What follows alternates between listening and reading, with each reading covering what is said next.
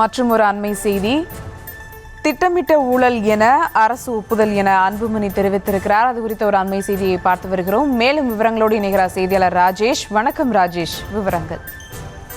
சுபா வணக்கம். பள்ளிக்கரணை ரூபாய் 2000 கோடி அடுக்குமாடி திட்ட அனுமதிக்கு இது திட்டமிட்ட ஊழல் என்று தொடர்ந்து பாமக தலைவர் அன்புமணி ராமதாஸ் ஒரு விரிவான அறிக்கை ஒன்றை வெளியிட்டிருக்கிறார்.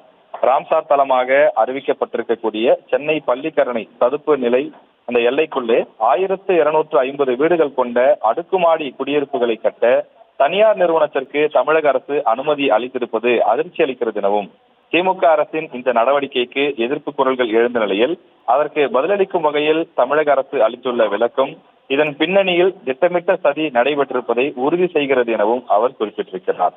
சதுப்பு நிலங்களை பாதுகாக்க வேண்டிய தமிழக அரசே கட்டுமான நிறுவனங்களுடன் கூட்டணி அமைத்துக் கொண்டு அவற்றை அழிப்பது கண்டிக்கத்தக்கது என்றும் அவர் குறிப்பிட்டிருக்கிறார்.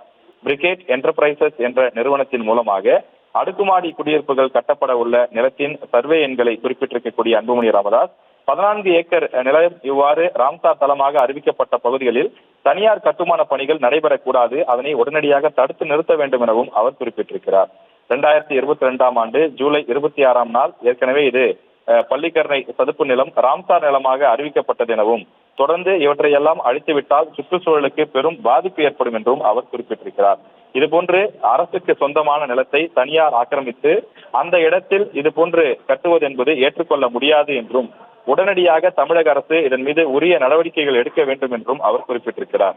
பள்ளிக்கரணை சதுப்பு நிலம் தொடர்ந்து ஆக்கிரமிக்கப்பட்டு வரக்கூடிய நிலையில் அதை பாதுகாக்கக்கூடிய வகையிலே ரூபாய் 2000 கோடி மதிப்பில் அடுக்குமாடி குடியிருப்பு கட்ட வழங்கப்பட்ட அனுமதியை உடனடியாக ரத்து செய்ய வேண்டும் எனவும், இது தொடர்பாக சென்னை உயர்நீதிமன்ற கண்காணிப்பில் விசாரணை நடத்தவும் ஆணையிட வேண்டும் எனவும், இவை அனைத்துக்கும் மேலாக தமிழகத்தில் உள்ள சதுப்பு நிலங்கள் அனைத்தையுமே பாதுகாக்கப்பட்டதாக தமிழக அரசு அறிவிக்க வேண்டும் எனவும் அன்புமணி கேட்டுக் கொண்டிருக்கிறார். விவரங்களுக்கு நன்றி ராஜேஷ்.